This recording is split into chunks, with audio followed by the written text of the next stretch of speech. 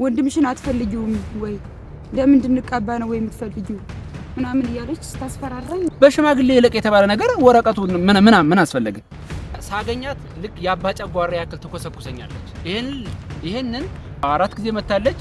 በአራተኛው ነው እኔ ደረስኩባት ማለት ነው። 3 ጊዜ ተከታታይ ስትመጣ እኔ አልነበርኩም። ይሄን ሁሉ ደብቀኛለች። ሰላም እንደምን አላችሁ? ላይኩን ነኝ። እንግዲህ ዛሬ ላይ ደግሞ እኔ ሳመላልሰው የነበረው ወረቀት እጄ ጋር መጥቷል ማለት ነው። ይግባኝን በተመለከተ ወይዘሮ ሜላት ይሄንን ወረቀት ይዛልኝ መታለች። ዛሬ ላይ ከእህቴ ጋር መጥቻለሁ። ከእህቴ ጋር የመጣሁበት ዋና ምክንያት ምንድነው? ባለፈው ቀጥራት በሰራነው ቪዲዮ ላይ ምን ብላኛለች? እህትህ የምትጽፈውን ቴክስት አይታኋል ወይ ብላኛለች። እኔ እንደግል አውርቻታለሁ ከካሜራ ጀርባ። ግን ምን አውርታት ነበረ? እኔና እሷን የሚያጋጭ ነገር፣ ሁለታቸውን የሚያገናኝ ነገር ምን አውርታ ነበረ እህቴ የሚለውን ለእናንተ ለተመልካቾች አደርሳችኋለሁ። በነገራችን ላይ ተመልካቾች ከእሷ ጋራ ለምን ትገናኛለህ ብላችሁኛል። ባልገናኝ ባላያት በጣም ደስ ይለኝ ነበር። ስሟ ሲጠራ ከእግር ጥፍሬ እስከ ራስ ፀጉሬ ድረስ እንደሚነዝረኝ ብታውቁልኝ ደስ ይለኛል። እሱ ብቻ አይደለም፣ በቃ ሳገኛት ልክ ያባጫጓራ ያክል ተኮሰኩሰኛለች። ይሄንን ላስረዳችሁ ልነግራችሁ እሞክራለሁ። ዋናነት ምንድነው እንግዲህ ልክ እንደዚህ አይነት ከላይ እንደምታዩት ጽፋችሁልኛል። እንደዚህ አይነት ኮሜንት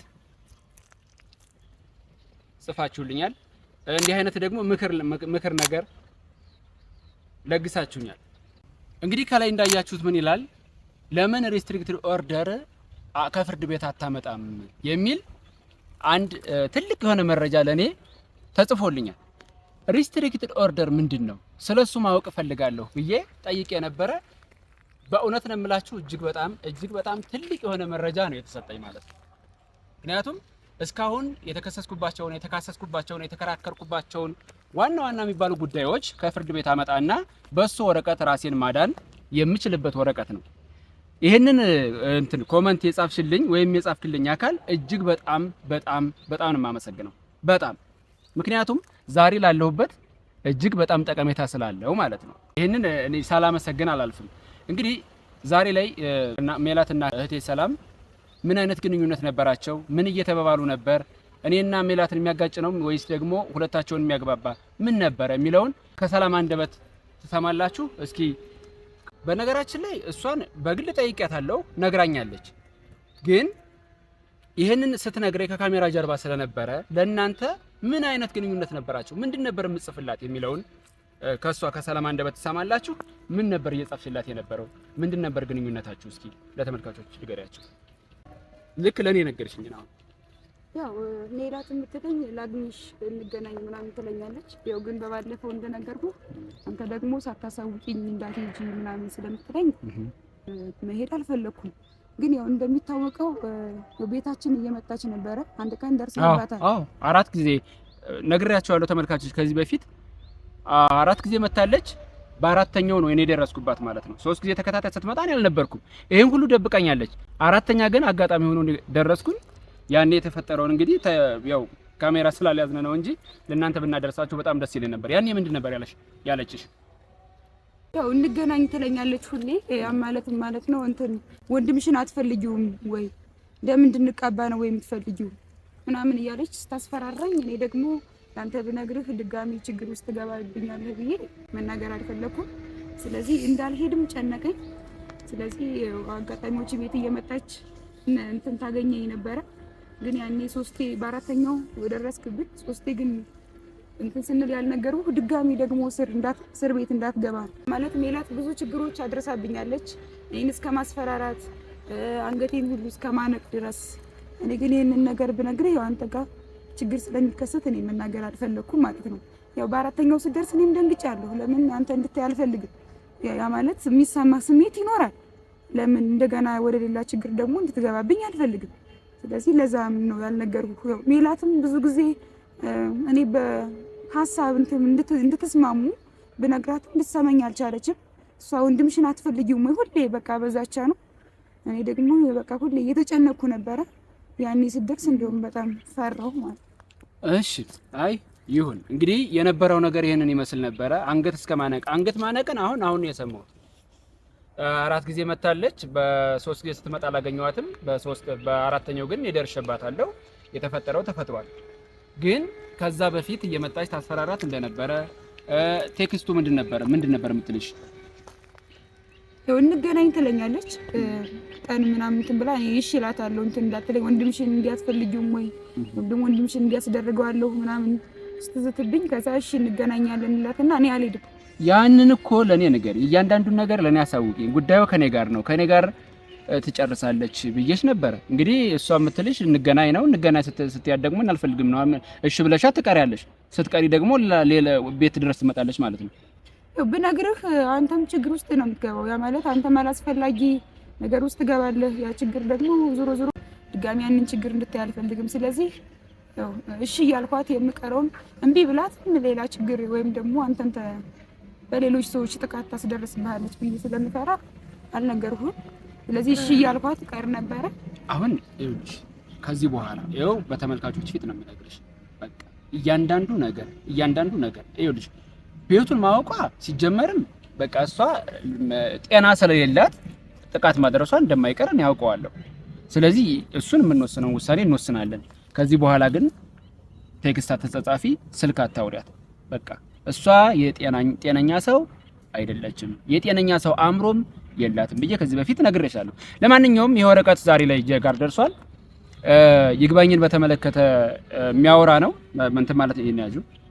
ይሄ ይግባኝን በተመለከተ እንትን የሚል ነገር ነው። ያው አማክሬያለሁ።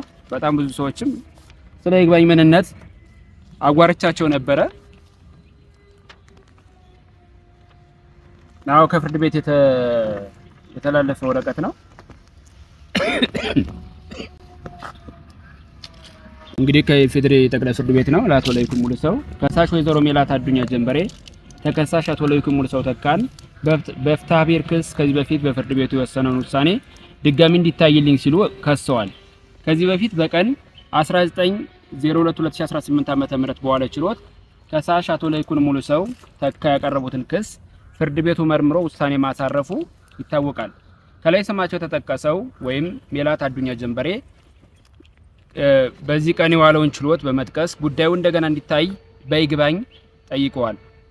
ስለሆነም ይህንን ጉዳይ ለማየት በቀን 11/03/2018 ዓ.ም ጠዋት 4 ሰዓት በፍርድ ቤቱ እንዲገኙ ሲል ፍርድ ቤቱ ትዕዛዙን ያስተላልፋል ይልና ማህተምና ፊርማ ያስቀምጣል ማለት ነው። ያው ይሄ ነገር እንደሚመጣ ቀድሜ ከሷም አንደበት ሰምቼዋለሁ። ይሄንን ለእንትን ለማለት ደግሞ ዛሬ ሪስትሪክትድ ኦርደር የሚለውን ከኮመንት ላይ አይቼ ሰዎችን ጠይቄ አማካሪን አማክሬ በጣም ከፍተኛ የሆነ መረጃ ሰጥታኛለች። እኔ በጣም የማመሰግናት ጠበቃ ሜሮን፣ በእውነት ስለሱ ነገር ምንነት አላውቅም ነበረ። የሚያውቅ ሰው ከጎን ሲኖር ደግሞ መልካም ነው እና እሱን ለመከራከሪያ ጥሩ ነገር ስለሆነ በነገራችን ላይ ይግባኝ ከተወሰነልኝ በኋላ ያው እንደ ፍንጭ ያየሁት ነገር የተሰጠኝ ነገር ምንድነው? ገንዘቡ ተመልሶልኛል፣ ውሳኔ ተወስኖልኛል። ይግባኝ ማለት ፍርድ ቤት የወሰነውን ውሳኔ እስከ ማስቀየር ደረጃ የሚደርስ ነው። ይሄ ደግሞ በቀላል የሚሆን ነገር አይደለም ነው የሚባለው የተባልኩትም ማለት ነው። ስለዚህ በቀን 11 ሄጄ በሚውል ቀን ወይም ደግሞ በሚውል ችሎት ያለኝን የሚደረግልኝን ወይም ደግሞ የሚደረግብኝን ጭምር ከዛው ከችሎት በኋላ መጥቼ ለናንተ አሳውቃቸዋለሁ። እስከዛው ያለው ግን ይህንን ይመስላል። ይኸው ለናንተ ላሳውቃችሁ በሚል ነው እና በእውነት ስለምትሰጡኝ ሀሳብ ስለምትሰጡኝ አስተያየት ከልብ ነው የማመሰግናችሁ። እኔ በነገራችን ላይ እኔ የእውነት ነው የምላችሁ ብላችሁት ሞክራችሁ የመጨረሻ ደረጃ ሲደርስ ውሳኔያችሁ ሁሉ በስሜት ይሆናል። እስካሁን እየመጣው የነበረው ስሜቱን በማስወገድ በስሌት ልንቀሳቀስ እያልኩ ነበር የምመጣው። ምክንያቱም በስሜት የማደርገው ነገር መልካም አይሆንም። መጨረሻ ላይ ወይ ጉዳቱ ያመዝናል ወይ ደግሞ የተበላሸ ነገር እሰራለሁ በሚል በጣም ብዙ እየታገስኩ መጥቻለሁ። እንደዚህ በማድረግ ደግሞ ለማሳሳት በሚመስል መልኩ ጥፊ እስከ መመታት ድረስ ደርሻለሁ። ይሄንን እናንተ ማይታችኋል።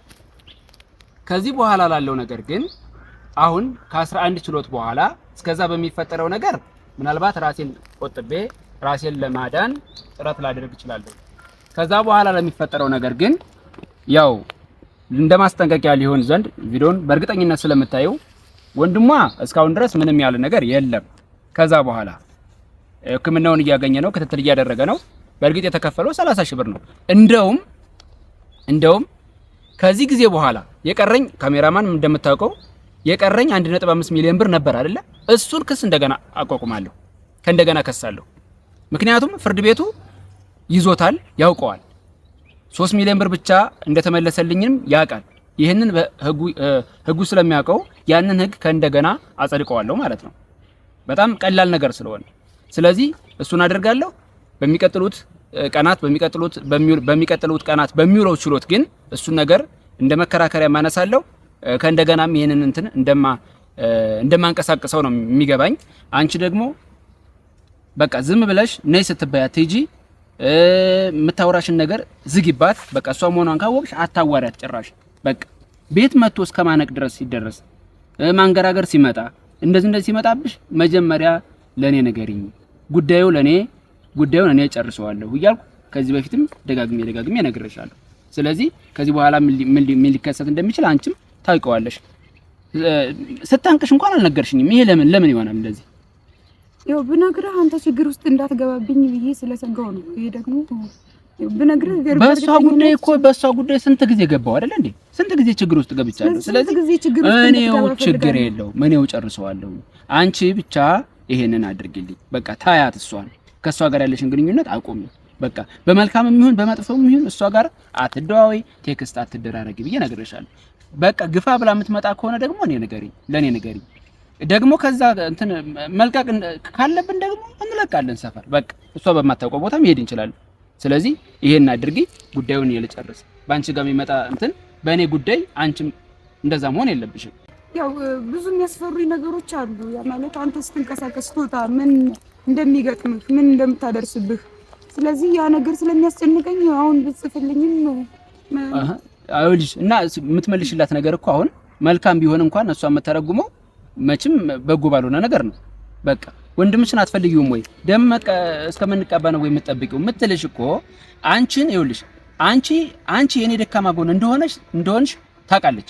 ስለዚህ ምንድነው አንቺ የሆነ ችግር ውስጥ ገባሽ ማለት እኔ በቀላሉ እሷ የምትለውን ነገር ለማድረግ ዝግጁ ሆናለሁ ማለት ነው። የእሷ ሂደት ይሄን ነው። ይኸውልሽ እሷን አታውቂያትም፣ መሰሪ የሆነች ሴት ናት። እኔ ደጋግሜ ነግሬሻለሁ። በቃ በዚህ ጉዳይ በቃ አንቺ ውጪ ከዚህ ጉዳይ። በቃ እሷ የምትልሽን ነገር አቁሚ። ስንት ጊዜ ልንገርሽ? በቃ በአንቺ ጉዳይ ሲጀመር ደግሜ ቪዲዮ መስራትም አልፈልግም። ይቅርብሽ ይሄ ነገር። በቃ ግፋ ብላ የምትመጣ ከሆነ ግን በቃ አሳውቂኝ፣ መጥቼ ጉዳዩን እጨርሳለሁ። ይሄ ቪዲዮ ዛሬ እንደ ምስክርነት ይሆነኛል። ያ ማለት ከዚህ በኋላ እንገናኝ ወይም ደግሞ እንዲዛቻ ብታደርግብኝ ያው ወንድሜ ያለኝን እንትን ከዚህ በኋላ በቃ ተግባር ላይ ነው እንትን የምለው። ያ ማለት ከዚህ በኋላ ብታስፈራራኝ ወይም ደግሞ ላግኝሽ ብትለኝ ይሄ ቪዲዮ ልክ ተመልካቾቼ በእናንተ ፊት እንደ ምስክርነት ይሆነኛል ማለት ነው። ሁሉንም ነገር ለአንተ ብዬ ነው ያልነገርኩህ ወንድሜ፣ ይቅርታ በጣም ያ ማለት ችግር እንዳይከሰት አስቤ ነው። አይ እኔ እኮ ይኸውልሽ እኔ ይቅርታ እንድጠይቅኝ አይደለም፣ ይቅርታ እንድጠይቅኝ ሳይሆን ከእሷ ጋራ ያለሽን ግንኙነት እያንዳንዱን ነገር ለኔ ቀድመሽ ማሳወቅ ነበረብሽ ነው እንጂ ይቅርታ ጠይቅኝ አይደለም። አሁን እኔ እያልኩሽ ያለሁት ምንድነው የሷ ሂደት ይሄንን ይመስላል ነው። በቃ እኔ እያንዳንዱን እርምጃ ምን ፈልጋ እንደሆነ ስለማውቀው ነው። ስለዚህ እንደዚህ አታድርጊ፣ ለኔ ንገሪኝ፣ ከሷ ጋራ መደዋወሉን አቁሚ፣ ቴክስት መደራረጉን አቁሚ። ከዛ በኋላ በቃ እንትን የምትልሽ ከሆነ በጣም የምታስቸግርሽ ከሆነ ግን እኔ ልወቀው፣ ጉዳዩ እኔ ሄጄ ጨርሰዋለሁ። በቃ ከዚህ በኋላ አልጣላ። በቃ እንትኑን ለህግ አቀርባለሁኝ። ህግ ደግሞ እንደሚያደርጋ ነገር ይሄው በ11 ጠራች ይግባኝ ልትል ማለት ነው። ይግባኝ ማለት ከዚህ በፊት የገባ ገንዘብ ነበር አይደል? እሱ ይገባኛል በማለት የተወሰነ ውሳኔ ፌር አይደለም በሚል እሱን ውሳኔ እስከማስቀየር ድረስ እደርሳለሁ ያለችው። ስለዚህ በእርግጥ ውሳኔ ማስቀየር ቀላል ነገር አይደለም እንደተነገረኝ ከሆነ ሜሮ እንደነገረችኝ ከሆነ ግን ውሳኔው ልክ አይደለም። ይሄም በነገራችን ላይ ሳልነግራችሁ ይሄንን ወረቀት ይዞልኝ የመጣው አንዱ ሽማግሌ የተባለ ሰው ነው። ማታ ማለት ነው። ምን አለበት ቢነጋ ሽማግሌ የተባልከው ሰውዬ። በእርግጥ እኔ በትህትና ነው ያዋራው። ቃልህን ጠብቅ ብለኸኛል። እሺ የምትለኝን አደርጋለሁ። ግን ምን አለበት ቢነጋ? ማታ አንኳኩተህ ትመጣለህ። ነግቶ ጠዋት ብትመጣ ምን ችግር አለ እንዴ? እንካ ምናምን ብለህ ደግሞ መልካም ነገር ይዘህ እንደመጣው ሁሉ ማለት ነው። ስለዚህ አንድ ሽማግሌ የተባለ ሰው ነው ይሄን ወረቀት ይዞ የመጣ። እንግዲህ እሷ በሽማግሌ ይለቅ ነበር ያለችው። በሽማግሌ ይለቅ የተባለ ነገር ወረቀቱ ምን አስፈለገ? በቃ ይሄ ነው እኮ ሽምግልና። ሽማግሌዎቹ እንደማይጨርሱት እንደማይገቡበት እንደሚያዋጣቸው ስላወቁ ራሱ ሽማግሌ ወረቀት ይዞ ሊመጣ። ስለዚህ በ11 የሚውለውን ችሎት ከ12 ወይም ደግሞ 13 በ13ኛው ቀን አካባቢ 11 12 13 ወይ በ12 ወይ ደግሞ በ13ኛው ቀን ማለት ነው ለእናንተ መጥቼ ውሳኔው ምን እንደሆነ እንትንላችኋለሁ አሳውቃችኋለሁ። እስከዛው ግን በጣም ነው የምወዳችሁ፣ በጣም ነው የማከብራችሁ ተመልካቾች። እኔ በጣም በቃ ቃል የለኝም። በተለይ ስለ ህግ ነገር የጻፍሽልኝ ልጅ በእውነት እጅግ በጣም ነው የማመሰግነው። ምክንያቱም ጠበቃ ሜሮን በራሱ ያንን ፍንጭ አድርጋ ነው ስለዛ ጉዳይ ያወራችልኝ። ስለ ሪስትሪክትድ ኦርደር ምንነትን ያላቆም ሲጀመር ሙያዬ ስላልሆነ ማለት ነው። ይሄን ሁሉ በጣም ነው የማመሰግን። በጣም ብዙዎቹ አስተያየቶች እባክህ ከዚች ልጅ ራቃት ነው የምትሉኝ። በርቃት በቃ አጠገቤ ባትደርስ እጅግ በጣም ደስ የሚለኝ ነበረ፣ ግን የማይሆን ስለሆነ ስላልቻልኩኝ እሷን ማግኘት ግድ ስለሚልብኝ ነው የማገኛት። በተረፈ በጣም ነው የምወዳችሁ፣ በጣም ነው የማመሰግነው። መልካም ጊዜ ይሆንላችሁ።